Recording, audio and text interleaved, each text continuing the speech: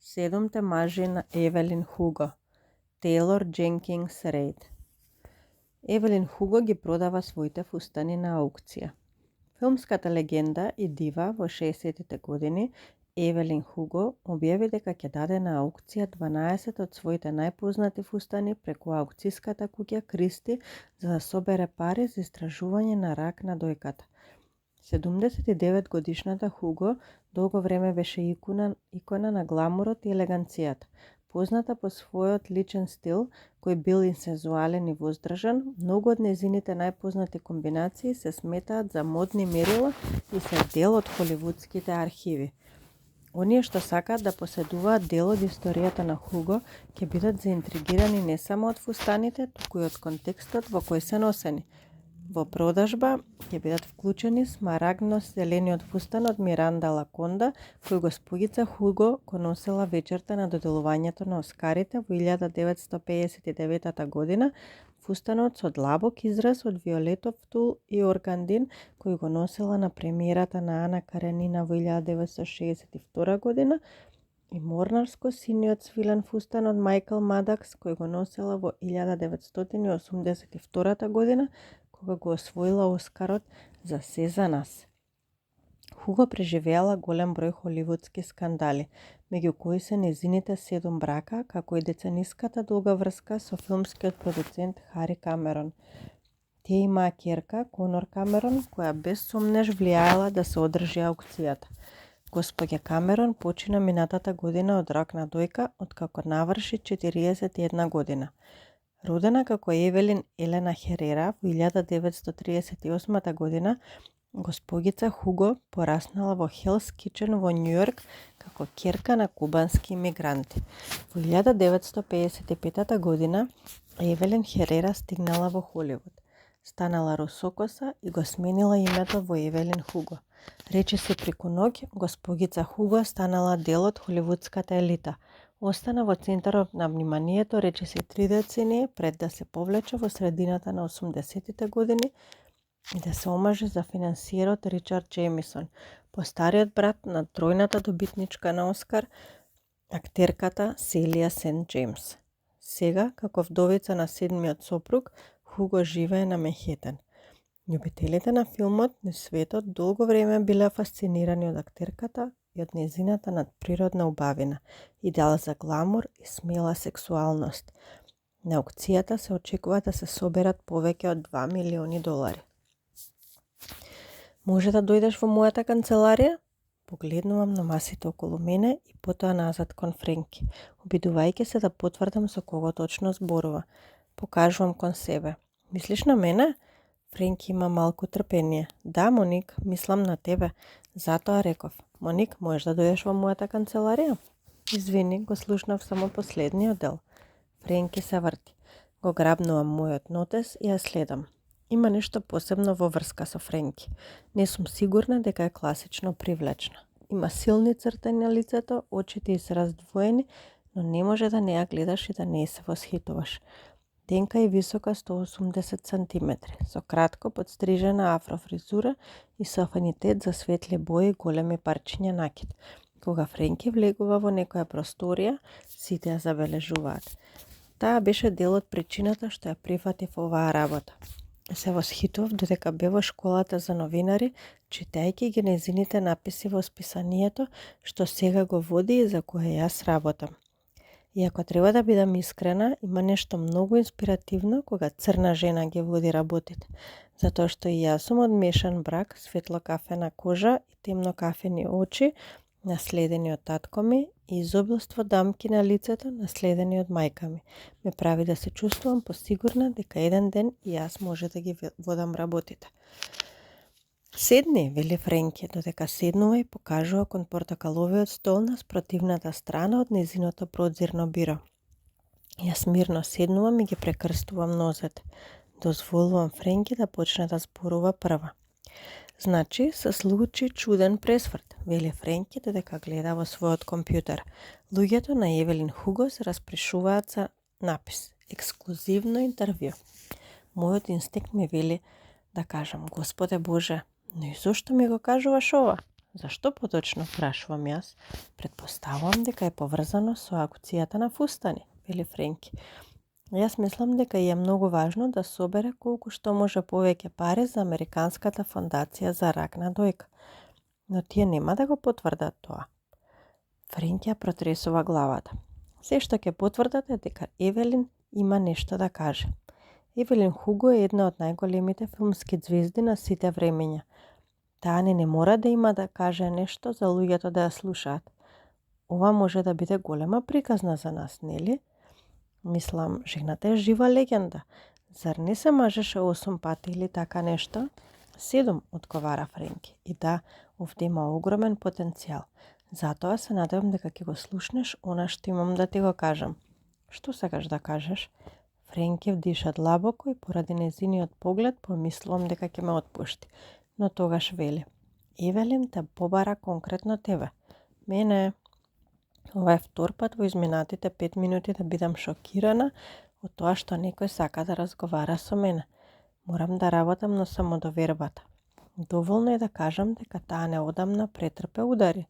Иако, зошто се преправам дека некогаш била на високо ниво? Да бидам искрена, и јас така изреагирав, вели Френки. Сега јас ке бидам искрена, тоа малку ме навреди.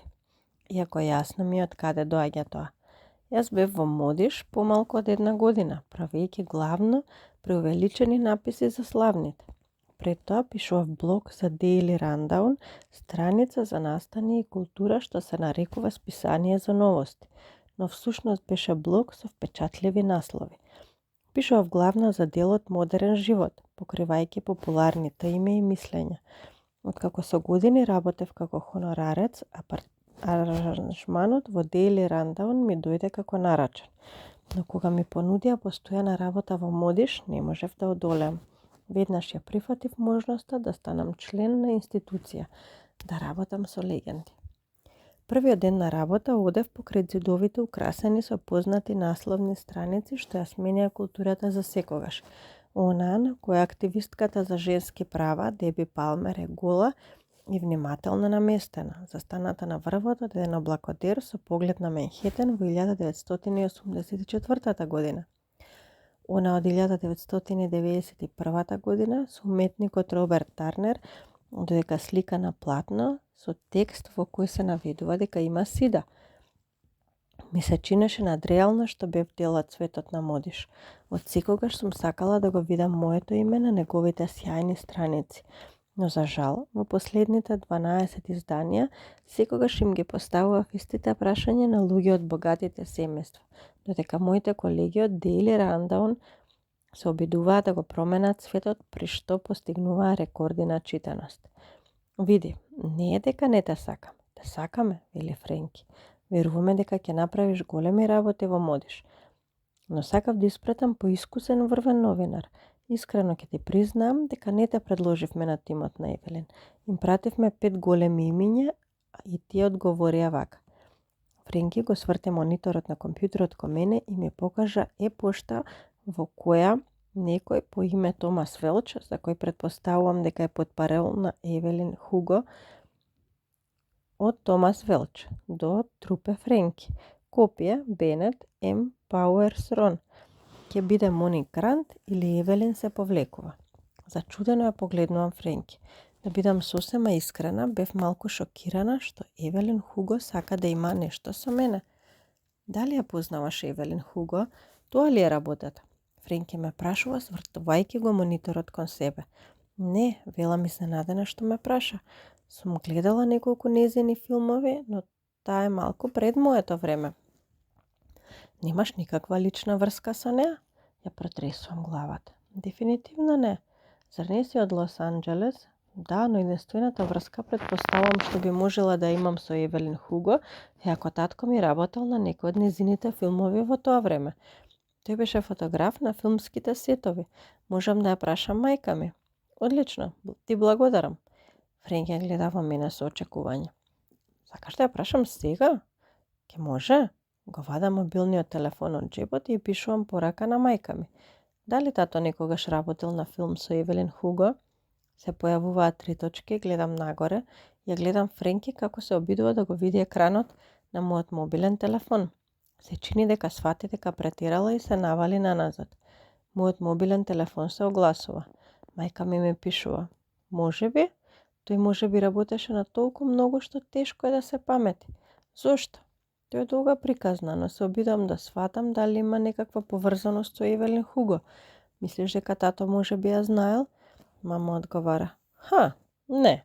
Татко ти не се дружеше со славните. Без оглед колку напорно се обидував да го убедам да ни најде некои одлични познати пријатели. Јас се смеам. Изгледа дека не. Јас немам никаква врска со Евелин Хуго. Френки кимна. Во ред тогаш. Следната теорија е дека незините луѓе избрале некој помалку влијателен за да се обидат да те контролираат, а со тоа да ја контролираат и приказната. Чувствам дека мојот мобилен телефон повторно вибрира. Сега се сетев дека сакав да ти пратам кутија со стари дела на тато. Има прекрасни работи. Сакам да ги имам тука, но мислам дека ти ќе ги сакаш уште повеќе. Ќе ти ги пратам оваа недела. Мислиш дека се вртат околу слабите? И велам на Френки. Френки благо се насмевнува. Така нешто. Значи, низините луѓе разгледале наоколу, го нашле моето име меѓу новинарите од понизот ранг и мислат дека ќе можат да прават со мене се што ќе им падне на памет. Тоа сакаш да го кажеш? Тоа е она од што се плашам. И ти ми го кажуваш ова затоа што Френки внимателно ги избира своите зборови. Зашто не мислам дека ќе може да прават што сакаат со тебе? Мислам дека те потценуваат. А јас ја сакам оваа приказна. Го сакам тоа на насловната страница. Што сакаш да кажеш? Прашувам поместувајќи се малку на столот. Френки ги склопува рацете пред себе и ги поставува на бирото, навалувајќи се кон мене. Те прашувам дали имаш храброст да се соочиш со Евелин Хуго.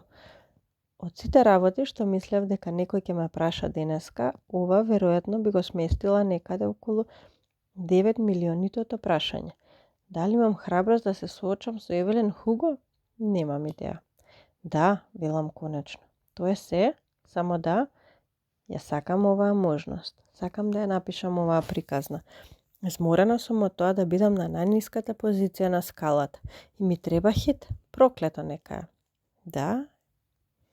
Френки кимнува размислувајќи. Подобро, но се уште не ме убеди. Имам 35 години. Пишувам повеќе од 1 деценија. Еден ден би сакала да објавам книга. Сакам да си ги одберам приказните. Со текот на времето сакам да станам името што ќе биде прво на списокот кога ќе се јави некој како Евелин Хуго. И тука во Модиш се чувствувам неискористено. Ако сакам да ја постигнам мојата цел, нешто мора да се промени. Некој мора да ми се тргне од патот. И тоа мора да се случи брзо, затоа што единствената работа што ми остана е оваа проклета кариера. Ако сакам работите да се променам, морам да го сменам начинот на кој ги правам работите. И тоа веројатно драстично. Евелин ме сака мене, велам. Ти ја сакаш Евелин. Мислам дека не треба да те убедувам, Френки. И се чини дека ти мора да ме убедиш. Френки молчи и зјапа во мене со исправени дланки, така што се допираат прстите. Сакав да импресионирам, може би претерав. Се чувствувам како кога се обидувам да тренирам со тегови и почна веднаш со оние од 18 килограми. Ако се обидете премногу рано со премногу, очигледно не знаете што правите. Со сето моje битие се воздржувам да не ги повлечам овие зборови, да не се извинам длабоко. Мајка ми ме воспита да бидам љубезна, да бидам смирена. Долго време живеам со вербата дека да се биде љубезен значи да се биде подреден, но со таа финост не стигнав далеко. Светот ги цени луѓето што се сметаат себе си за водачи. Не го разбирам тоа, но не сакам повеќе да се борам против тоа. Еден ден ќе станам како Френки, можеби и поголема од неа. Ќе направам одлични, важни работи со кои ќе се гордеам, ќе оставам белег, но сега не сум ни близу. Молчењето е толку долго што мислам дека ќе пукнам при притисокот што се зголемува секоја секунда. Но Френки пука прва. Во ред, вели таа, подавајќи ми ја раката додека станува. Шокот и силното чувство на гордост течат низ моето тело додека и подавам рака. Се ракувам цврсто. Френки има железен стисок. Дај се од себе, Моник, те молам, за себе и за сите нас. Ќе го сторам тоа. Ги раздвоивме рацете и јас тргнувам кон вратата. Може би таа ја прочитала твојата статија за Daily Rundown, за самоубиствата подпомогнати од лекари, вели Френки пред да успеам да излезам од собата. Што? Беше фантастична, може би тоа е причината што те бара. Ние така те најдовме. Тоа е одлична приказна. Не само поради бројот на кликнувања што ги имаше, туку и поради тебе. Убаво е напишана. Тоа беше една од првите навистина значајни приказни што сама ја избрав и напишав. Најдов на темата кога ми беше задача да напишам статија за растечката популарност на микрозелените зеленчуци, особено во рестораните во Бруклин. Отидов на пазарот Парк Слоуп за да разговарам со еден локален земјоделец. Но кога му признав дека не сум обожавател на зелен зеленчук, тој ми рече дека звучам како неговата сестра. До минатата година таа била голем месојадец, а потоа се префрлила на целосно органска веганска исхрана со обид да го победи ракот на мозокот. Додека разговаравме, тој ми кажа за групата за поддршка на самоубиства подпомогнати од лекари, на која и се приклучиле тој и сестра му, за оние на крајот од своите животи за нивните најблиски. Многу луѓе во групата се бореле за правото на достоинствена смрт. Здравата исхрана немало да ја спаси сестра му, а ниту тој ниту таа не сакала да страда повеќе од колку што морала. Во тој момент почувствував силен нагон да им дадам глас на луѓето во таа група. Се врати во канцеларијата и кажав за приказната. Мислев дека ќе ме одбијат со оглед на темите на моите неодамнешни написи за модни трендови и мислењата на славните. Но на моје изненадување ми дадоа дозвола. Работев неуморно на таа приказна. Присуствував на состаноците во црковните подруми. Разговарав со членовите, пишував и преработував. Се додека не бев сигурна дека статијата ја отсликува целата сложеност, како и милосрдието и моралниот кодекс на помагање на луѓето што страдаат да си го завршат животот. Јас сум најгорда на таа приказна. Знам да се вратам дома по цел ден работа во редакцијата и да ја препрочитам статијата за да се потсетам на што сум способна, потсетувајќи се на задоволството што го чувствував при кажување на приказната, без оглед колку е таа болна. Благодарам и велам на Френки. Само сакав да ти кажам дека си талентирана. Може би тоа е причината. Но најверојатно не е. Не е, вели таа. Веројатно не. Но ако ја напишеш добро оваа приказна, каква и да е, следниот пат ќе биде. Евелин Хуго признава се, напишала Јулија Сантос. 4 март 2017 година. Се зборува дека заводничката, живата легенда, најубавата русокоса на светот, Евелин Хуго ги продава своите формални фустани и дека се согласила на интервју. Нешто што не го направила неколку децении. Ве молам, кажете ми дека конечно е подготвена да зборува за сите оние проклети сопрузи. Јас разбирам 4, може би дури 5, 6, ако сте навистина упорни, но 7 сопрузи. Да не го споменувам фактот што сите го знаеме, дека имала афера со конгресменот Џек Истон во раните 80-ти години. Девојката се снаоѓаше. Дури ако таа не признае за своите сопрузи, да се надеваме дека барем ќе не открие од каде ги добила оние веги. Сакам да кажам, сподели го богатството, Евелин. Кога ќе ги погледнете незините младешки фотографии со руса коса, оние темни совршени веги, прави како стрели по темната кожа и оние чоколадно кафени очи, не можете, а да не останете, што и да правите и да зјапате во тоа лице. А да не почнам да зборам за незиното тело. Нема задник, нема колкови, само големи гради на вита фигура. Речи си целиот живот вежбам за да добијам такво тело. Забелешка, уште сум далеко. Може би поради шпагетите што ги јадам на ручек секој ден оваа недела. Едно нешто ме интересира. Евелин можеше да избере секого за ова. Мене? А таа избра некоја почетничка од Модиш. Можеше да земе секого? Мене? Па зошто таа девојка Моник Грант, а не мене? Добро, едноставно сум огорчена што не сум јас. Навистина треба да работам во Модиш. Тие секогаш го добиваат најдоброто. Коментари. Hi, hello, 565 вели. Дури луѓето од Модиш не сакаат веќе да работат во Модиш. Срамот списание што цензурира осмислено од големи корпорации за да привлечат реклами. ППППС одговара на Hi, hello, 565. Аха, точно. Нешто ми вели дека ако најпочитуваното, најсофистицираното списание во земјава ти понуди работа, ќе ја прифатиш. И Кристин 999 вели: нели ќерката на Евелин Хуго неодамна умре од рак? Мислам дека прочитав нешто за тоа неодамна. Толку тажно, па тем онаа слика од Евелин на гробот од Хари Камерон, не можев да ја извадам од главата со месеци. Прекрасно семејство, толку е тажно што остана без нив. Мисис Джанин Грамс вели: не ми е гајле за Евелин Хуго, воопшто, престанете да пишувате за овие луѓе. Незините бракови, врски и повеќето незини филмови докажуваат само една работа. Курва. Филмот 3 наутро е срам за жените. Посветете внимание на луѓето што го заслужуваат тоа.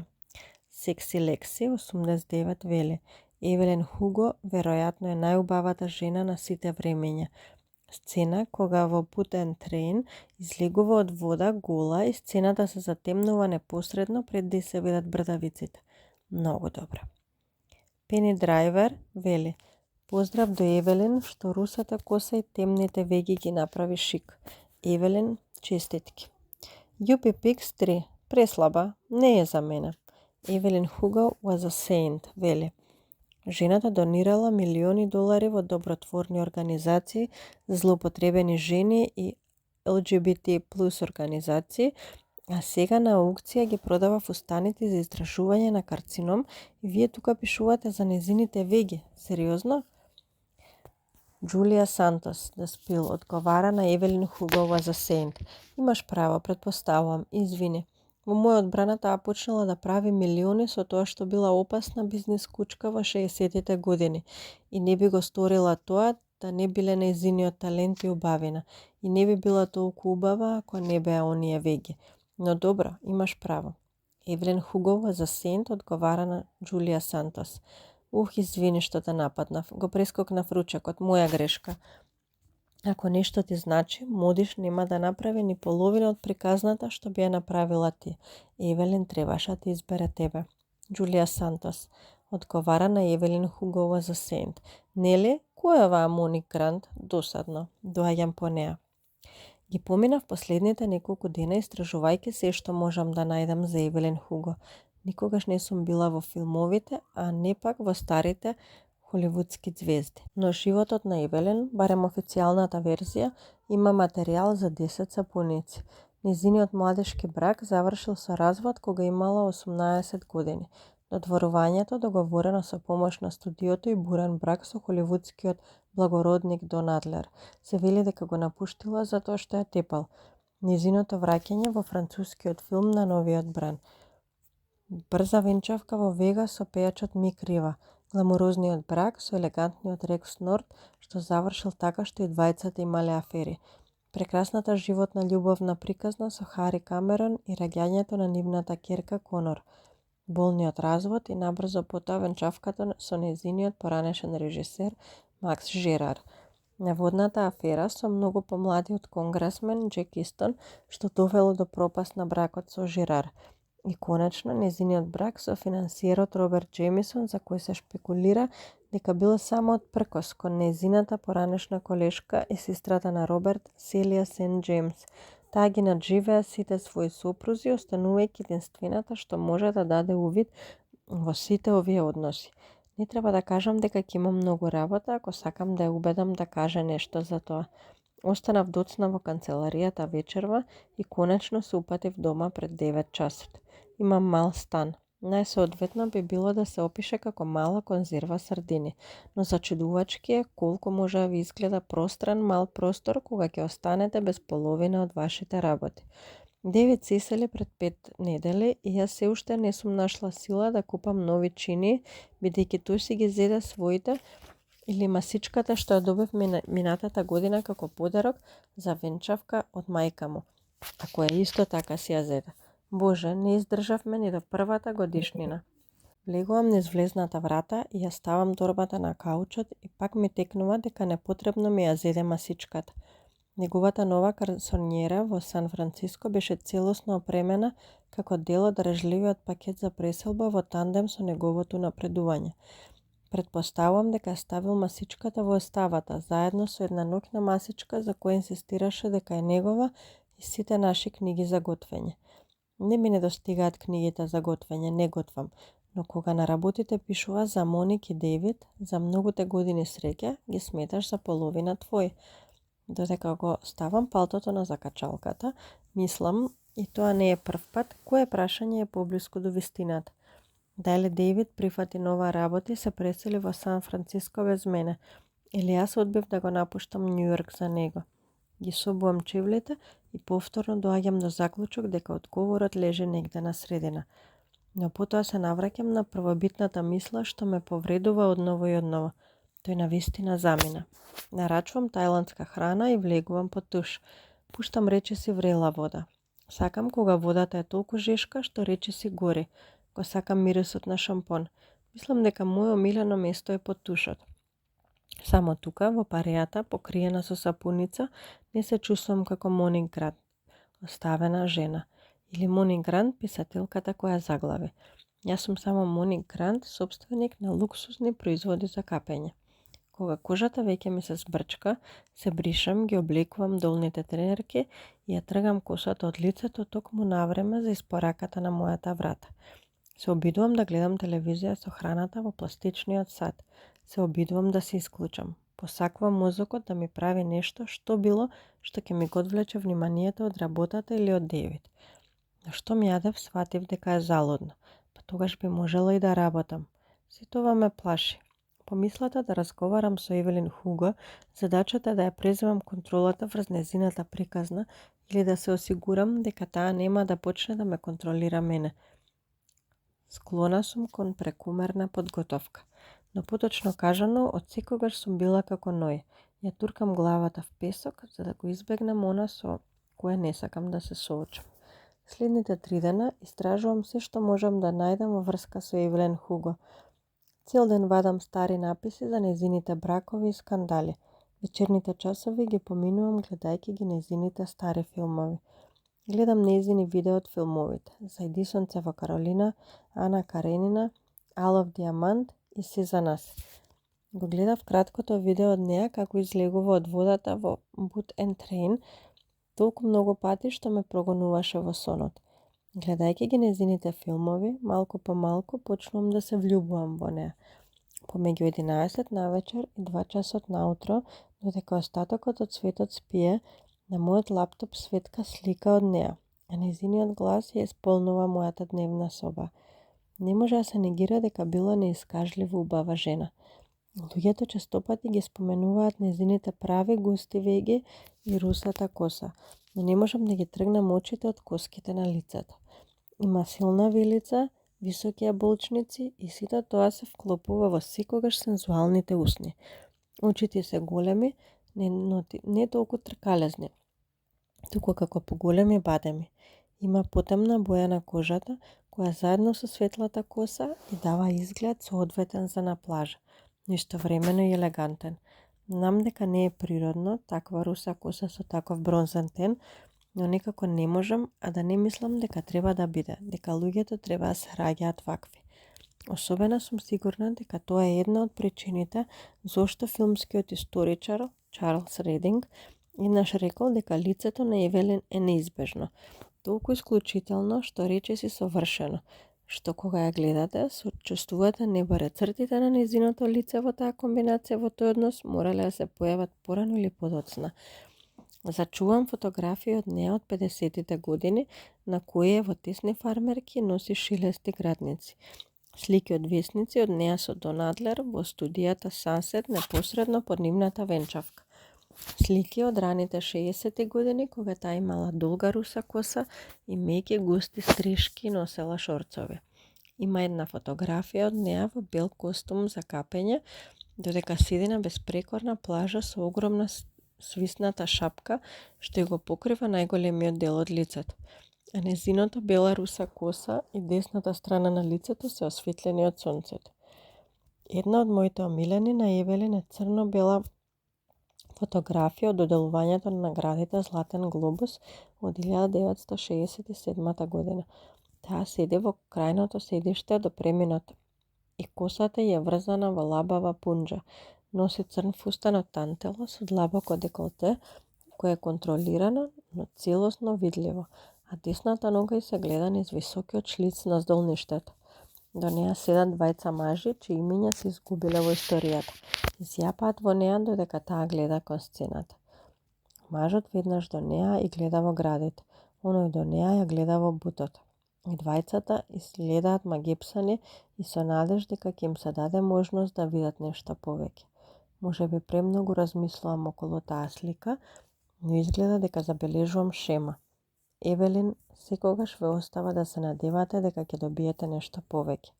И секој пат ве лишува од тоа.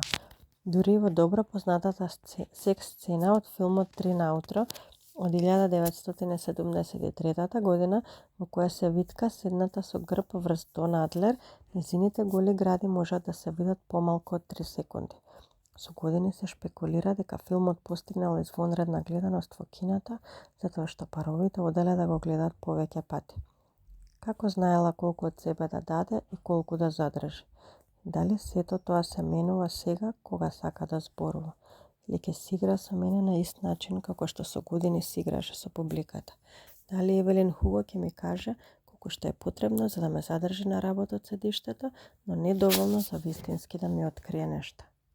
Се будам половина час пред алармот. Ги проверувам пораките, вклучувајќи ја она од Френки со наслов "Известувај ме", како да вреска кон мене со тие големи букви. Си правам мал појадок. Облекувам црни панталони и бела блуза со мојот омилен блейзер со рибина коска ткаење. Ја врзувам долгата виткана коса на врвот од главата во пунџа. Наместо леки се одлучувам за очилата со најдебела црна рамка. Гледајќи во огледалото, забележувам дека лицето ми ослабело од моментот кога замина Девид. Иако од секогаш сум била слаба, прво на задникот и на лицето ми се забележува дека сум се здебелила. Кога бев со Девид, излегувавме 2 години, бевме во брак 11 месеци. Добив неколку килограми. Девид сака да јаде. Тој ќе се разбудеше рано наутро и ќе отидеше да истрча, а јас ќе останем да спијам. Кога ќе се погледнам себе си сега, собрана и повита, чувствувам наплив на самодоверба. Изгледам добро, се чувствувам добро. Низ легување го земам мојот беж шал од кашмир што ми го даде мајка ми минатиот Божик. Чекор по чекор одам до метрото, а потоа во Менхетен и низ центарот. Станот на Евелин е веднаш до 5-та авенија и има поглед кон Централ парк. Преварувајќи на интернет, открив дека таа го поседува тој стан, а и вила на брегот во Марпелја, Шпанија. Го купила станот кон крајот на 60-те години со Хари Камерон. Ја наследила вилата по смртта на Роберт Джемисон пред речиси 5 години. Ве молам, потсетете ме во следниот живот да се вратам како филмска ѕвезда со проценти од секој филм. Зградата на Евелин, барем однадвор од варовник од пред војната во стилот на Боарт, изгледа прекрасно. Пред да влезам ме поздравува еден постар, згоден портир со благ поглед и срдечна насмевка. Можам ли да ви помогнам, вели тој. Срам ми е што дури го кажувам ова. Дојдов кај Евелин Хуго. Моето име е Моник Грант. Тој се насмевнува и ми ја отвора вратата. Очигледно ме очекувал. Ме придружува до лифтот и го притиска копчето за најгорниот кат. Убав ден, господице Грант, вели и исчезнува додека се затвора лифтот. Задзвонувам на вратата од станот на Евелин точно во 11 часот наутро. Ме пречекува жена во фармерки и темно сина блуза. Изгледа дека има 50 на години, можеби малку повеќе. Има азиско потекло со права црна коса како јаглен, врзана во високо конјско опавче. Држи куп од полуотворена пошта. Се насмевнува и ми ја подава раката. Ти сигурно се Моник, вели таа додека се ракуваме. Ми личи на личност, на вистина ужива да запознава нови луѓе и веќе ми се допаѓа. И покрај цврстото ветување што си го дадов себе си дека ќе останам неутрална кон се што ќе доживеам денеска. Јас сум Грейс. Здрава Грейс, велам јас, мила ми е. И мене, влези.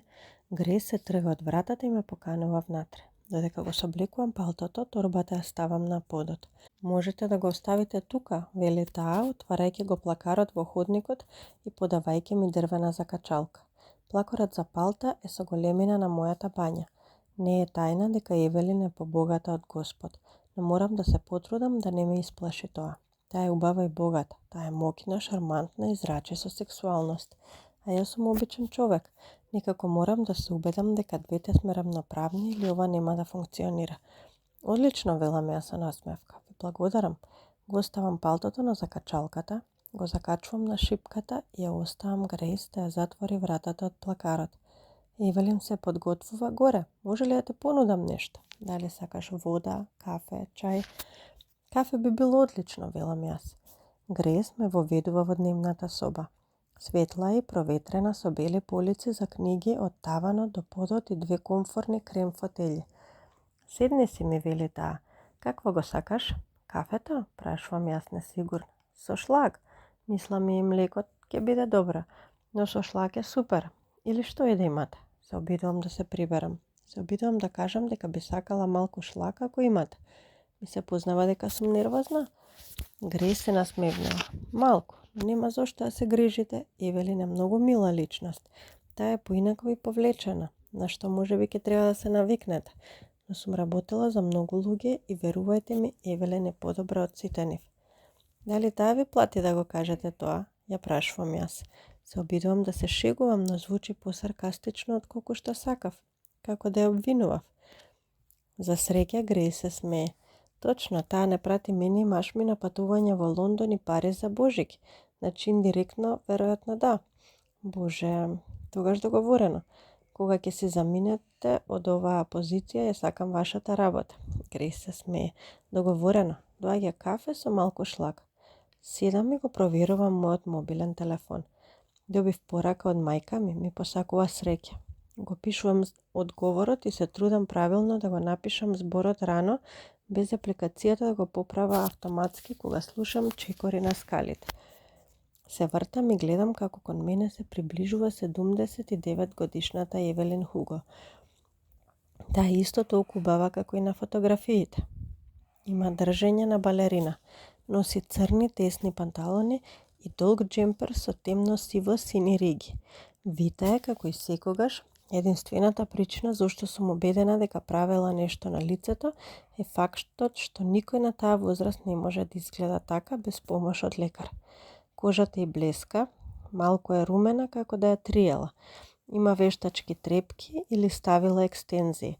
Некогаш испупчените образи сега се малку пропаднати, но тие се малку розови, додека незините усни се со потемна боја на кожа. Косата ѝ паѓа воз рамената, убава мешавина од бела, сива и руса боја, а околу лицето се најсветлите тонови. Сигурна сум дека тоа се прамени кои се внимателно правени во салон, не остава впечаток на жена која грациозно старее, а седела на сонце. На незините веги, оние темни, густи прави линии што беа незиниот заштитен знак, се станчиле со годините. Сега тие се со иста боја како косата. Додека доаѓа на кај мене, забележувам дека не носи чевли, туку густи плетени чорапи. Моник, здраво, вели Евелин. Во истиот миг ми изненадуваат спонтаноста и самодовербата со која го изговори моето име, како да ме познава со години. Здраво е, велам јас. Јас сум Евелин, вели таа и ми подава рака и ја прифаќа мојата ракувајќи се. Ми се чини дека е уникатна форма на моќ да си го кажеш името кога знаеш дека сите во собата, сите во светот веќе го знаат. Грейс влегува со бел филџан кафе на бела тацна. Повелете, со малку шлаг. Благодарам, велам, додека го земам кафето. И јас сакам такво, вели Евелин, и се срамам да признам дека тоа ме возбудува. Се чувствувам како да сум ја задоволила. Да ви донесам нешто друго, прашува Грейс. Ја протресувам главата, а Евелин не одговара. Грейс се заминува. Ајде, вели Евелин, ќе ни биде подобно во дневната соба. Ве следам, велам, додека посегнувам по торбата и се обидувам да балансирам заедно со кафето. Евелин забележа. Ми го зема кафето од рака и го понесе. Некаде прочитав дека харизмата е шарм што инспирира посветеност. Не можам да престанам да размислувам за тоа сега додека таа ми го носи кафето. Комбинацијата на таква моќна жена и таков мал и скромен гест ма гепсува, без сомнение. Влегуваме во пространа светла просторија со прозорци од подот до плафонот. Наспроти сиво-синиот тросет има светло-сиви фотели. Тепихот по кој одиме е мек со боја на слонова коска, а окото ми го привлекува отвореното црно концертно пијано осветлено од дневната светлина. Две зголемени црно-бели фотографии висат над зидовите. На онаа над тросетот е Хари Камерон на филмски сет. На онаа над каминот се наоѓа плакат од верзијата на филмот Мали жени од 1959 година. На него се прикажани лицата на Евелин и Селија Сент Джеймс со уште две други актерки. Сите 4 жени биле неверојатно познати во 50-тите години, но Евелин и Селија го издржале тестот на времето. Гледајќи го плакатот сега, се чини дека Евелин и Селија блескаат посилно од другите. Многу е веројатно дека станува збор само за ретроспективна пристрасност. Го гледам она што сакам да го видам со оглед на тоа што знам како завршило сето тоа. Евелин ги спушта филџанот и тацната на црната лакирана клуб масичка. Седнете, вели таа, седнувајќи на кадифената фотелја. Ги крева нозете и седнува врз нив. Каде и да ви одговара? Кимнав и ја спуштив торбата. Седнав на тросетот и се наведнав да го земам нотесот. Значи ги давате вашите фустени на аукција, велам јас додека се местам. Кликнувам со пенкалото, подготвена да слушам. Токму тогаш Евелин ми вели: всушност не ве повикав на тоа.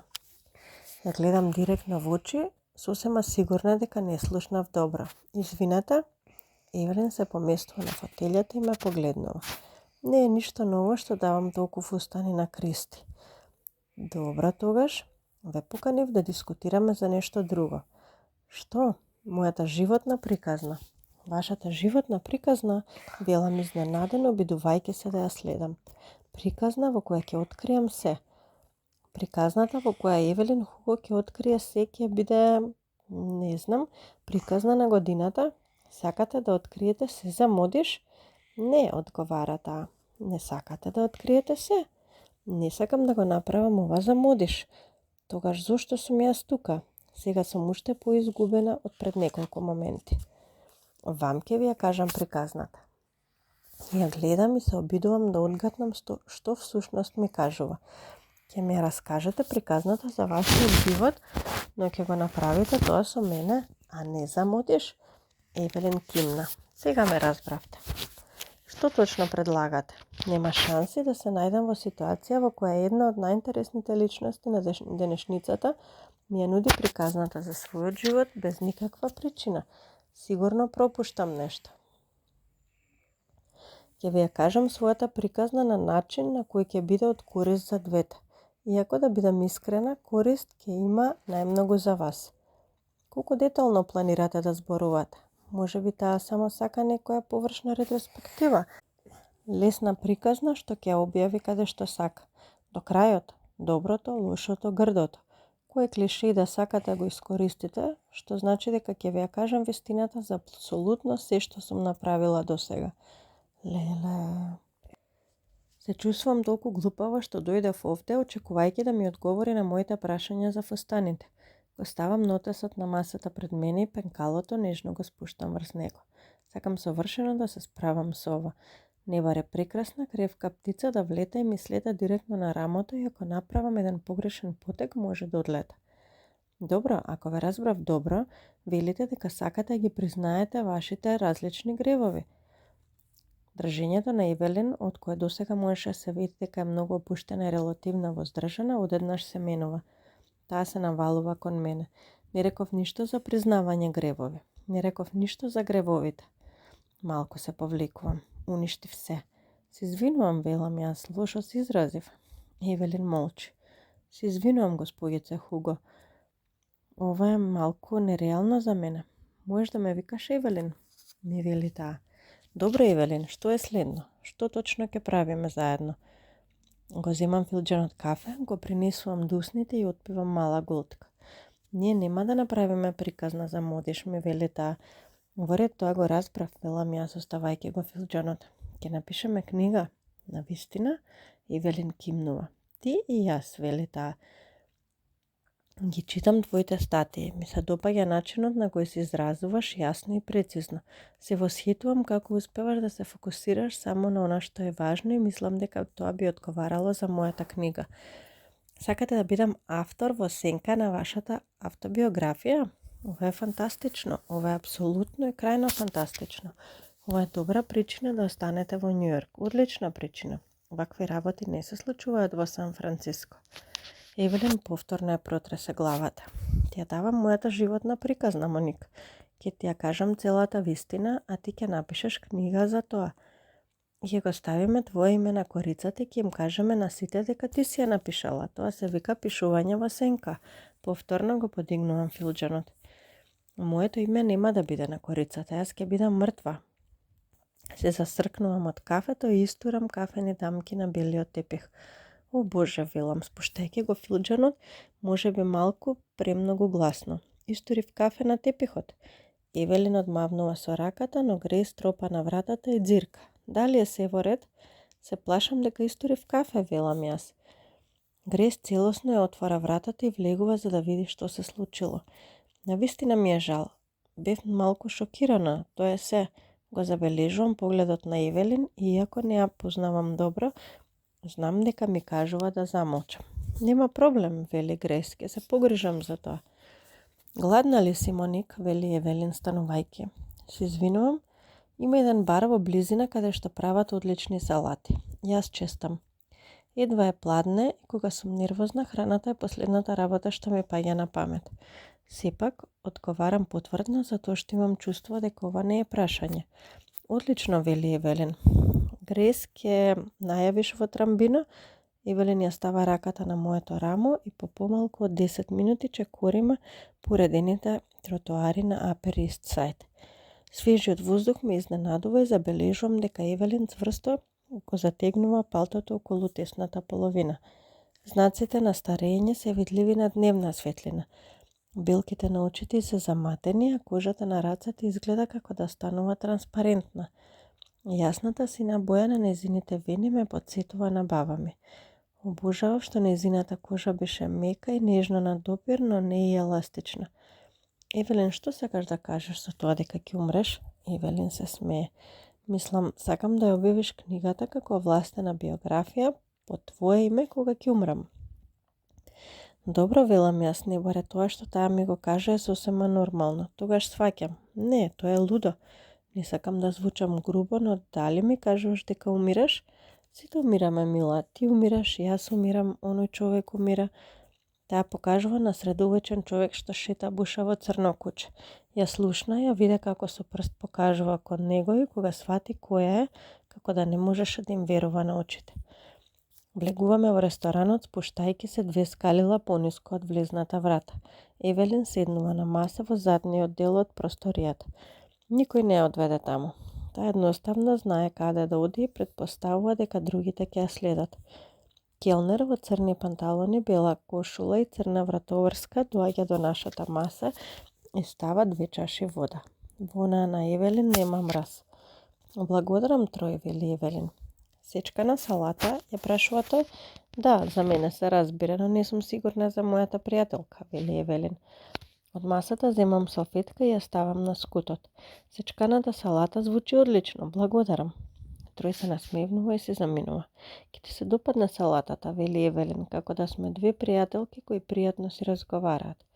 Добро, велам јас, обидувајќи се го пренасочам разговорот. Кажи ми повеќе за книгата што ќе напишеме. Ти кажав се што треба да знаеш. Ми рече дека јас ќе ја пишувам и дека ти умираш. Треба подобро да ги избираш зборовите. Може би овде сум малку надвор од мој терен и може би животот не ми оди како што си замислував, но знам понешто за изборот на зборови. Веројатно погрешно сум разбрала. Те уверувам дека сум многу внимателна со зборовите. Евелин ги крева рамената. Овој разговор е беззначаен за неа. Млада си, а целата ваша генерација површно ги користи зборовите што носат големо значење. Разбирам. И не реков дека сакам да си ги признаам гревовите. Да се нарече грев она што сакам да го кажам е погрешно и болно. Не желам за работите што ги направив, барем не за она што човек би очекувал. Колку и да беа тешки или колку одвратни се чинеа на студената дневна светлина. Je ne regrette rien, велам јас и ја земам чашата со вода да се напијам една голтка. Така треба, вели Евелин, иако таа песна повеќе е за тоа да не жалиш што не живееш во минатото. Но што сакам да го кажам е дека и денес би ги направила повеќето одлуки. Да бидам искрена, има работи за кои жалам. Едноставно не се оние ниските. Не жалам за многуте лаги што сум ги кажала или луѓето што сум ги повредила. Прифатив дека правењето вистинска работа понекогаш значи да ги извалкате рацете. Покрај тоа, имам сочувство за себе, верувам во себе.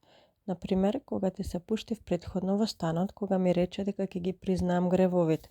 Тоа не беше убаво и сигурна сум дека не го заслужи. Но не жалам, затоа што знам дека имав причина и го направив она што може во секоја смисла и чувство што ме доведе до тоа. Зборот грев ве навредува затоа што значи дека жалите. Ни ги носат салатите и тројбе зборови меле бибер на чинијата на Евелин, се додека таа не го запре со раката и му се насмевна. Јас одбивам. Може ти биде жал за нешто без да се каеш, вели Евелин. Апсолутно, велам, го разбирам тоа. Се надевам дека ќе те убедам дека сме на иста патека. Иако постојат различни начини на кои може да се толкува за што зборуваме. Евелин ја крева вилјушката и ја држи во воздухот. За мене е многу важно новинарката што ќе го има моето наследство во своји раце да може да го каже точно она што го мислам и да го мисли она што го зборувам, вели Евелин. Ако ти кажам за мојот живот, ако ти кажам што на вистина се случи, вистината за сите мои бракови, филмовите што ги снимив, луѓето што ги сакав, со кого спиев, кого сум повредила, како се компромитирав себе си и каде сето тоа ме доведе, тогаш морам да признаам дека ме разбираш. Треба да знам дека точно ќе го слушнеш она што се обидувам да ти го кажам и дека нема да ги ставиш сопствените претпоставки во мојата приказна. Немав право. За неа ова не е толку беззначајно. Евелин може едноставно да зборува за исклучителни важни работи. Но сега, во овој час, кога троши толку време нагласувајќи што сака да каже, сваќам дека ова е реално. Ова навистина се случува. Таа навистина сака да ми ја раскаже незината животна приказна. Приказна која несомнено ја вклучува суровата вистина за незината кариера, незините бракови и сликата што ја изградила за себе. Се става во исклучително ранлива позиција. Ми дава огромна моќ. Не знам зошто ми ја дава, но тоа не го негира фактот што таа навистина ми ја дава. И сега јас треба да ја покажам дека сум достојна за задачата и дека ќе се однесувам со голема почит. Ја спуштам вилјушката. Апсолутно имаш право и жал ми е што бев површна. Евелин одмавнува со раката. Денешната култура е површна, сега тоа е популарно. Може ли да ти поставам уште неколку прашања? Кога ќе добијам општ увид, ветувам дека ќе се фокусирам исклучиво на она што ми го кажуваш и што мислиш, за да почувствуваш дека толку добро те разбирам што нема никој посоодветен на кој би му ги доверила своите тајни. Мојата искреност веднаш ја разоружува. Можеш да почнеш, вели таа, земајќи залак од салатата. Ако ја објавиме книгата по твојата смрт, каква финансиска добивка имаш на ум? За мене или за тебе? Да почнеме со тебе. Нема ништо за мене, не заборавај, ќе бидам мртва. Го спомена тоа. Следното прашање. Јас се навалувам заговорнички. Мразам да прашам нешто толку вулгарно, но за која временска рамка зборуваме? Дали ќе чувам таа книга со години додека не умрам? Па да, велам јас. Следното прашање. Што? Следно прашање те молам. Не одговори на ова. Евелин молчи. Добро тогаш, каква финансиска добивка имам јас? Многу поинтересно прашање и се прашувам зошто ти требаше долго да го поставиш. Еве го поставив. Ти и јас ќе се среќаваме во наредните онолку денови колку што е потребно и ќе ти кажам апсолутно се. И потоа нашиот однос ќе заврши, а ти ќе бидеш слободна или подобро кажано, ќе бидеш обврзана да го напишеш тоа во книга и да му ја продадеш на издавачот кој ќе понуди најмногу. Кога ќе го сториш тоа, секоја паричка ќе биде твоја. Моја, прашувам зачудено. Написа малку вода и изгледаш како да ќе се онесвестиш. Евелин, овластена биографија на твојот живот во кој зборуваш за сите 7 брака? Да. Таа книга може да заработи милиони долари, дури и само од авансите. Знам, вели Евелин, за мајки голтка вода со задоволство. Морам да го поставам тоа прашање. Премногу долго танцуваме околу него. Зошто би го сторила тоа за мене? Евелин кимнува. Го очекувала прашањево. Засека сметај го за подарок. Но зошто? Следното прашање. Сериозно, Моник, следното прашање. Случајно ми паѓа вилјушката на чаршафот со боена слонова коска. Маслото од врвот капнува над каенината и ја прави потемна и потранспарентна. Сечканата салата е одлична, но има премногу кромит, така што ја чувствувам топлината од мојот здив како се шири во просторот околу мене. Што се случува, поѓаволите? Не сакам да звучам неблагодарно, но мислам дека заслужувам да знам зошто една од најпознатите актерки во светот би ме избрала да бидам нејзин биограф и ми би дала можност да заработам милиони долари од нејзината приказна. Хафингтон Пост ја пренесе веста дека мојата автобиографија може да вреди 12 милиони долари. Господе Боже, љубопитните умови сакаат да знаат, предпоставувам. Затоа што Евелин многу се забавува со ова навидум, уживајќи да ме шокира, јасно ми е дека ова е барем малку игра на моќ. Таа сака да се однесува како кавалер кон нештата што можат да променат нечин живот. Зар тоа не е суштината на моќта, да гледаш како луѓето се обвиваат околу тебе за нешто што не ти значи ништо? 12 милиони се многу, не сваќа ме погрешно, вели таа, но не треба да ја заврши реченицата зашто веќе ја заврши во мислите. На мене не ми значи многу. Како и да е, Евелин, зошто јас? Евелин ме погледнува со стоички израз на лицето. Следното прашање. Со сета почит, но не си особено фер. Ти нуда можност да заработиш богатство и да стигнеш до самиот врв на она што го правиш. Не морам да бидам фер. Барем не на начинот на кој ти го дефинираш. Од една страна нема ништо лошо во тоа, но од друга страна Евелин не ми даде ништо друго конкретно и би можела да ја изгубам работата која украдам оваа приказна за себе. Таа работа е се што имам сега. Може ли да добием малку време за да размислам за ова? Да размислиш за што? За сето ова. Незините очи малку се стеснуваат. Што поѓаволите има да размислуваш? Се извинувам ако те навредив, велам јас. Евелин ме пресекува. Не ме навреди. Самата помисла дека може да и влезам под кожа и влегува под кожа. Има многу работи за кои треба да размислам, велам јас. Може да ме отпуштат. Таа може да се повлече. Може никако да не успеам да ја напишам книгата. Евелин се навалува напред, обидувајќи се да ме изслуша. Например, како ќе ја истерам работава со Модиш? Тие мислат дека ќе добијат ексклузивно интервју со тебе. Веќе се договараат со фотографи. Му реков на Томас Фелч да не ветува ништо. Ако влегле во работава со луди предпоставки за некоја приказна за насловната страница, тоа е нивна работа. Но и моја работа е, затоа што сега знам дека немаш намера да продолжиш со нив. И, па што да правам? Да се вратам во канцеларијата и да ја кажам на шефицата дека нема да разговараш со Модиш, но дека ти и јас ќе продаваме книга? Изгледа како да работам зад нивниот грб во текот на работното време и дека ја крадам приказната за себе. Тоа навистина не е мој проблем, вели Евелин. Но затоа морам да размислувам за се, затоа што тоа е мој проблем. Евелин ме слуша. Начинот на кој ја спушта чашата вода и гледа директно во мене, подпирајќи ги под лактиците на масата, ми кажува дека ме сваќа сериозно. Добиваш единствена можност, Моник. Свесна ли си за тоа, нели? Секако. Тогаш направи си услуга и научи да го зграбчиш животот, мила. Не биде толку ограничена во обидот да ја направиш вистинската работа, кога паметната работа е толку болно очигледна. Зар не мислиш дека треба да бидам искрена со мојот работодавец за ова? Ке мислам дека заговарам за да ги предам. Евелин ја протреслува главата. Кога мојот тим те побара конкретно тебе, твоите одговориле предлагајќи некој од повисоко ниво. Се согласија да те пратат само кога им стана јасно дека ќе бидеш ти и никој друг. Дали знаеш зашто го сторија тоа? Затоа што мислат дека не сум... Затоа што водат бизнис, а истото го правиш и ти. А сега твојот бизнис има шанси да се вивне во небо. Можеш да направиш избор. Ќе пишуваме книга заедно или не? Треба да знаеш, ако не ја пишуваш ти, нема да му ја дадам на никој друг. Во тој случај таа ќе умре со мене. Зошто само мене би ми ја кажала твојата животна приказна? Не ме не познаваш, тоа нема никаква смисла. Ништо не ме обврзува, ти звучам како да има смисла што зборувам. Што сакаш, Евелин? Поставуваш премногу прашања.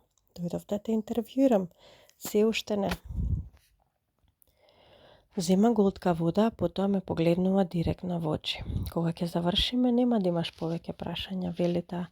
Ветвам дека пред да завршиме, ќе одговорам на сите оние прашања, чиј одговор очајнички те интересира. Но нема да ги одговорам ни минута порано, отколку кога јас ќе посакам. Така ќе оди оваа работа. Ја слушам и размислувам и сваќам дека би била сосема луда да го одбијам ова, без оглед на условите.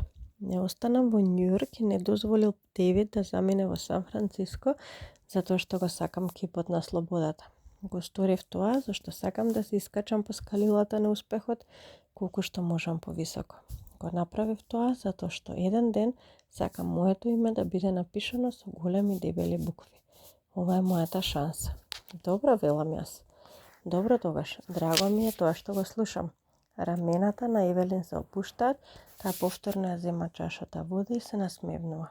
Моник, мислам дека ми се допаѓаш, вели таа. Дишам длабоко, сваќајќи колку плитко сум дишала.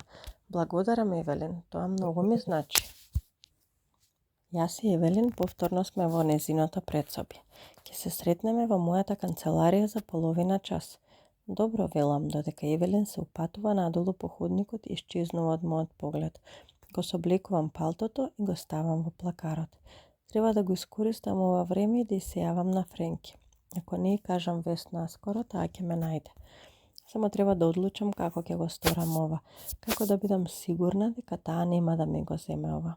Евелин се чини има намера да го остави во мои раце, но јас немам идеја зошто и немам идеја колку е цврста земјата на која стојам. Ми се чини дека единствената опција ми е да се преправам дека се оди според планот. Мојот единствен план е да лажам. Вдишувам и издишувам длабоко. Едно од моите најрани сеќавања од детството е кога родителите ме однесоа на плажата Зума во Малибу. Ми се чини уште беше пролет. Морето се уште не беше загреано до удобна температура. Мама остана на песочната плажа да постави крпа и чадор, а тато ме зеде и трчеше со мене по брегот. Се сеќавам дека се чувствував како перду во неговите раце. Потоа ме спушти во водата, а јас викнав велејќи дека е премногу студено. Тој се согласи со мене. Беше студено, но тогаш ми рече: само вдиши и издиши 5 пати. Кога ќе завршиш, ќе видиш дека нема да биде толку студено. Го гледав како влегува во морето. Го гледав како диша. Потоа јас влегов во водата и почнав да дишам со него. Имаше право, се разбира. Не беше толку студено. Потоа татко ми дишеше со мене секој пат кога бев на работа да заплачам. Кога го удрив лактот, кога братовчет ми ме викаше колаче Орео, кога мајка ми рече дека не може да земеме кутре, татко ми ќе седнеше со мене и дишеше.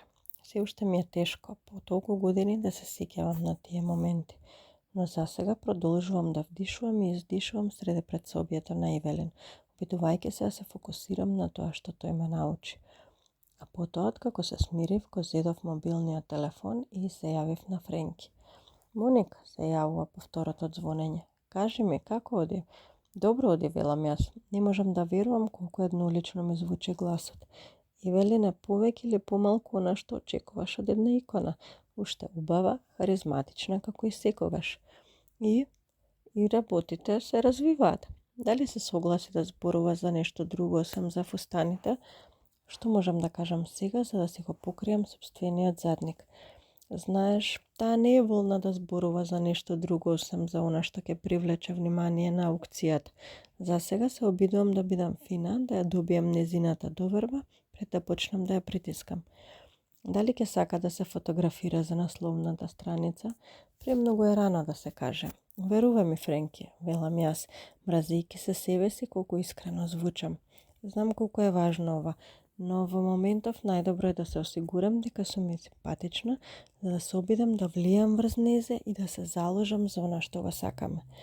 Океј, вели Френки, јасно е дека сакам повеќе отколку неколку изјави за фустани, но и тоа е повеќе од она што другите списанија можеа да го извлечат од неа со децении. Па продолжува да зборува Френки, но јас престанав да ја слушам.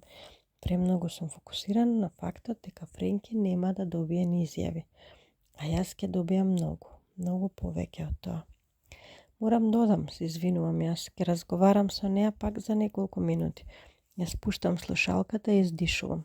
Го можам ова. Додека влегувам во станот, ја слушам Грейс во кујната.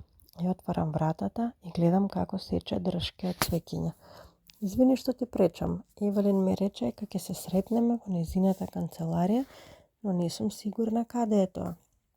Но секако, вели Грейс, спуштајќи ги ножиците и бришејќи ги рацете со крпа. Ќе ти покажам. Ја следам нагоре по скалите до работните простории на Евелин. Цветовите се впечатливо обоени во темно-сива боја, а тепихот е златно-беж боја. Темно-сини завеси висат од двете страни на пространите прозорци, а од другата страна на просторијата има вградени полици за книги. Сиво-синиот кауч е поставен наспроти големо стаклено биро. Грейс се насмевнува и ме остава да ја чекам Евелин. Ја спуштам торбата на каучот и го проверувам мобилниот телефон. Седи на бирото, вели Евелин додека влегува. Ми подава чаша вода, а јас ја земам. Само можам да претпоставам дека ова функционира така што јас зборувам, а ти пишуваш. Претпоставувам, велам седнувајќи зад бирото. До сега не сум се обидела да напишам биографија. На крајот на краиштата јас не сум биограф. Евелин остро ме погледнува. Седнува спроти мене на каучот. Дозволи ми да ти објаснам нешто. Кога имав 14 години, мајка ми веќе беше почината и јас живеев со татко ми. Како што станував постара, повеќе ми стануваше јасно дека е само прашање на време пред татко ми да се обиде да ме омажи за некој негов пријател или за шефот, со некој што може да му помогне. Да ми искрена, колку повеќе се развивав, толку понесигурна станував околу идејата дека татко ми нема да искористи некој дел од мене за себе. Толку бевме бескршена пара што крадевме струја од станот над нас. Имаше еден штекер кај нас што беше поврзан со нивната мрежа, па вклучувавме се што ни беше потребно таму. Ако требаше да пишувам домашно, откако ќе се стемнеше, вклучував ламба во тој штекер и седев под неа со книгата. Мајка ми беше светица, но вистина го мислам тоа. Занесно убава, прекрасна пејачка со златно срце. Со години пред да умре, секогаш ме велеше дека ќе се заминеме од Hell's Kitchen и ќе одиме право во Холивуд. Велеше дека ќе биде најпознатата жена на светот и ќе ни купи голема куќа на плажата. Си има фантазија како ние две живееме во таа куќа. Приредуваме забави, пиеме шампањ. А потоа таа умре и беше како да се разбуди од сон. Одеднаш бев во свет во кој ништо од тоа немаше да се случи. И јас ќе бев заглавена во Hell's Kitchen за секогаш. Бев прекрасна, дури и на 14 години. Мислам дека цел свет препрочита жена која не си ја знае моќта. Насмачено ми од тоа. Се вртеа по мене. Не се гордеам со тоа. Не го создадов лицево сама. Не си го дадов телово сама на себе. Но исто така нема да седам тука и да велам зарем луѓето навистина мислеле дека сум убава, како некој лицемер. Мојата пријателка Беверли знаеше некој од незината зграда, Енри, кој беше електричар, и Енри знаеше некој во MGM. Барем така се зборуваше. Еден ден Беверли кажа дека слушнала како Ерни Диас добил работа да монтира осветлување во Холивуд. Тој викенд измислив причини да отидам кај Беверли и случајно тропнав на вратата на Ерни Диас. Знаев точно каде е Беверли, но тропнав на вратата на Енри и реков: си ја видел ли Беверли Густавсон? Ерни имаше 22 години. Не беше многу згоден, но беше пријатен за гледање.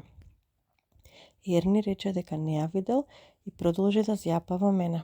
Гледав како очите му зјапаат во мене одгоре надолу, скенирајќи го секој сантиметар од мене во мојот омилен зелен фустан.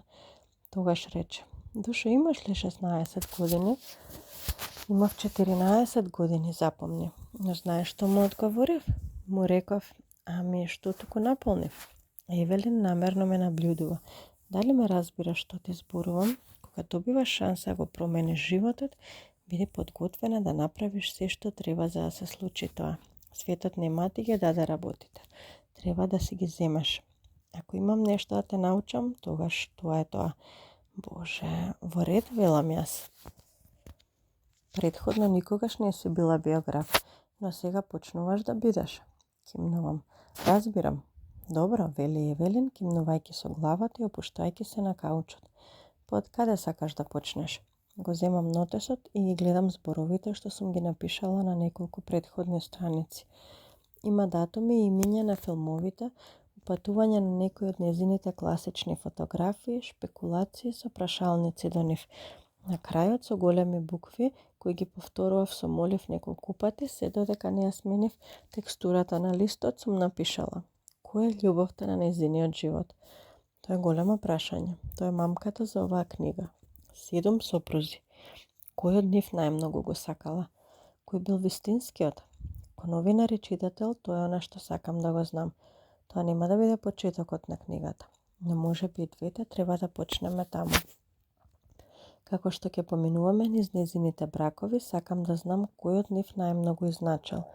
Погледнувам кон Евелин, седната подисправена, подготвена за мене. Кој беше љубовта на твојот живот?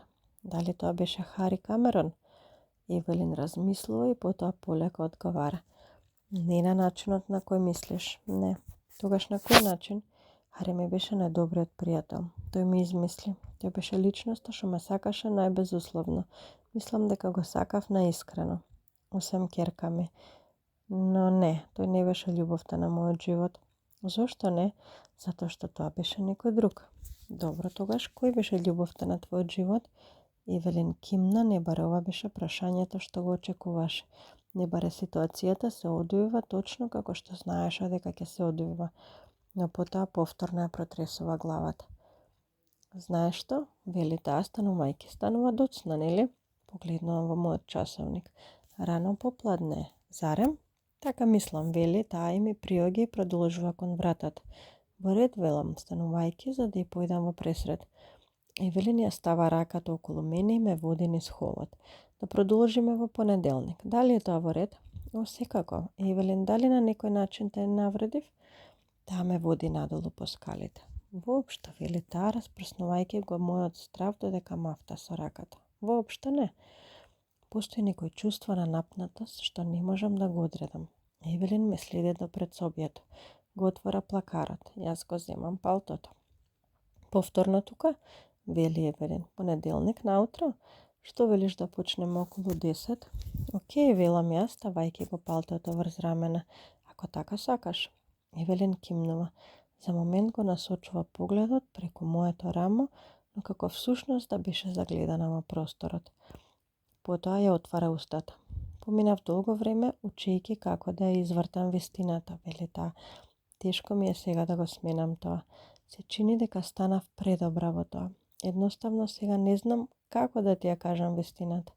Немам навика да бидам искрена, како тоа да е спротивно на мојот опстанок, но ќе го сторам тоа. Јас си кимнувам несигурно како да одговорам. Значи, до понеделник? До понеделник, вели Евелин, со долго намигнување и кимнување. Ќе бидам подготвена тогаш. Се враќам пеш до метрото на студениот воздух. Се туркам во преполниот вагон и ја зграпчувам рачката над главата. Одам до станот и ја отварам влезната врата. Седнувам на каучот, го вклучувам лаптопот и одговарам на неколку пораки. Нарачувам нешто за вечера. И дури кога сакам да кренам нозете, се присетувам дека немам клуб масичка.